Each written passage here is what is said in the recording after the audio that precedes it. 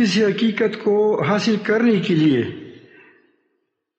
محنت کی ضرورت ہے، محنت کی، مشقت کی، جفا کشی کی ضرورت ہے۔ اللہ تعالیٰ بھی یہی بات فرماتے ہیں والذین جاہدوا فینا لنہدینہم سبلنا، جو لوگ ہماری راستے میں میرے قرب حاصل کرنے میں، فینا میں تمام چیزیں آ گئی، محنت کرتے ہیں، والذین جاہدوا فینا لنہدینہم سبلنا، اس کے لیے میں حقیقت کی طرف راستے کھول دوں گا۔ یہ تو وہ اصول، کیا ہوا؟ یہ اصولی بات ہو گئی۔ اب آپ اس اصول کو دیکھیں، ہر جگہ آپ کس نظر آئے گا آگ ایک حقیقت ہے، یہ آپ مانتے ہیں؟ آگ کی ایک حقیقت ہے، اس کا ایک نام ہے آگ۔ آسان ہے مشکل ہے؟ آسان ہے۔ آپ اس کو تصور کریں کہ آگ ایسا ہوتا ہے، آسان ہے مشکل ہے؟ آسان ہے۔ اب آگ جلاؤ، یہ کیسا ہے؟ مشکل ہے۔ آگ کے لیے آپ لکڑی لانا ہوگا، جو لکڑی والے جگہ ہوں، اگر جہاں وہاں بازار ہو تو کندھے پر سلنڈر اٹھا کر لانا ہوگا، کوشش کرنی ہوگی۔ اگر آپ نے گھر کے اندر گیس لگایا ہے تو پھر گیس آپ کو وہاں سے حکومت سے حاصل کیا ہے، یا اپنی داخلہ کیا ہے، اپنی کوشش کی ہے، وہاں سے آپ نے کیا گیس لا کر پائپ لائن لایا، پھر آپ اس کا بل ادا کرتے ہیں۔ دیکھو اب یہ آگ کا نام بھی آسان، تصور بھی آسان، لیکن اس کی پانا کیا ہے، حاصل کرنا مشکل ہے۔ اس کے لیے کیا ہو گئی؟ محنت ہوئی۔ اس طرح لا الہ الا اللہ کہنا یہ آسان ہے مشکل ہے؟ آسان ہے، زبان پر آسان ہے، بڑا آسان ہے، محمد رسول اللہ۔ اب اس کا معنی بھی آسان ہے، لا الہ الا اللہ محمد رسول اللہ، معنی بھی آسان ہے، آپ سیکھ لیں گے۔ لیکن اس حقیقت تک پہنچنا کیا ہے، یہ بہت مشکل ہے کہ واقعی ہم اللہ تعالی کی سوا کسی کو معبود نہ سمجھیں۔ یہ حقیقت کیسے حاصل ہو جائے گی؟ اور محمد رسول اللہ اللہ کی رسول ہے، اس کے لیے محنت کی ضرورت ہوگی۔ اس کلمے کا رٹ لگانا ہوگا، لا الہ الا اللہ، لا الہ الا اللہ۔ پڑھو لا الہ، تھوڑا سا مزہ کریں، لا الہ الا اللہ، لا الہ الا اللہ، لا الہ الا اللہ۔ یہ رٹ لگانا ہوگا، اس کے لیے صحبت اختیار کرنی ہوگی، یہ محنت ہے۔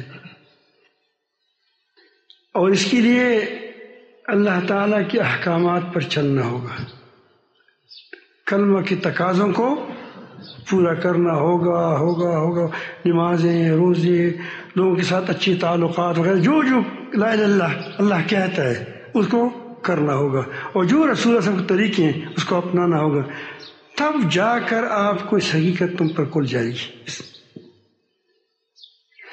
اس پر مولانا رحمۃ اللہ نے ایک واقعہ لکھا ہے، اسی تقریباً اسی بات کو بارے میں باتوں اور کرتے ہیں، لیکن اس میں سبق موجود ہے اس کے لیے۔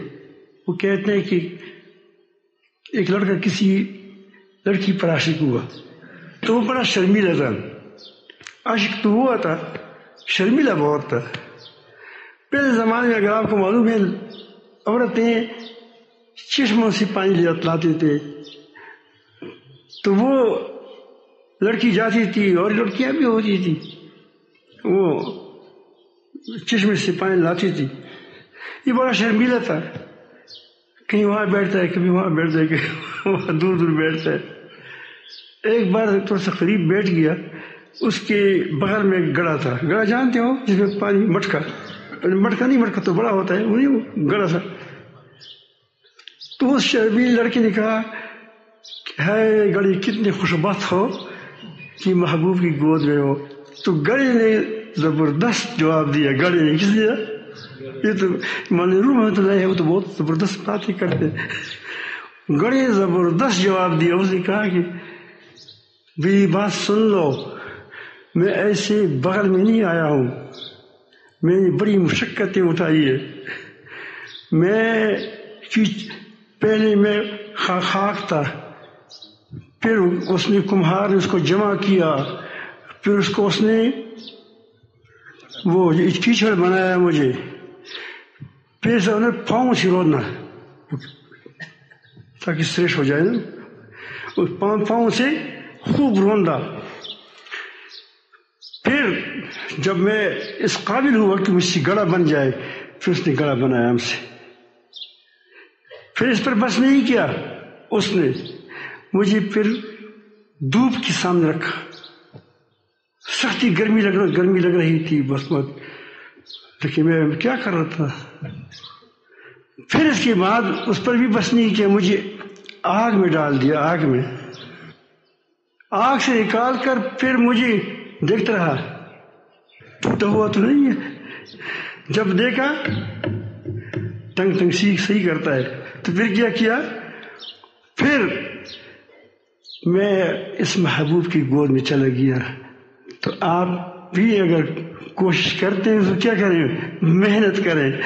تو میں عرض کروں گا کہ جس حقیقت کو آپ نے حاصل کرنا ہے، جتنی بڑی حقیقت ہوگی اتنی بڑی محنت ہوگی. اللہ تعالیٰ ہمیں اپنی محبت نصیب فرمائے.